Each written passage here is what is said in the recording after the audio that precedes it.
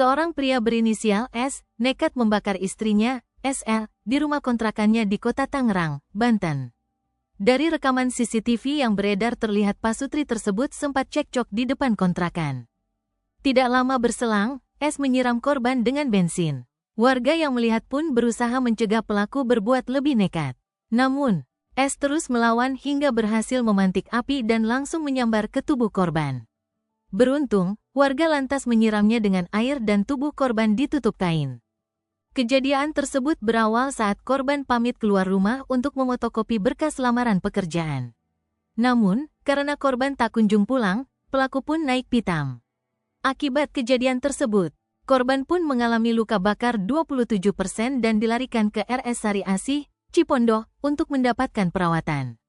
Dikutip dari jawapos.com, Kapolsek Cipondoh Kompol Evarmon Lubis menyatakan pelaku telah diamankan. Evarmon mengatakan, dari informasi awal telah terjadi kesalahpahaman dan cemburu di antara korban dan pelaku. Pelaku yang emosi lantas menyiramkan 1 botol bensin, kemudian membakar istrinya.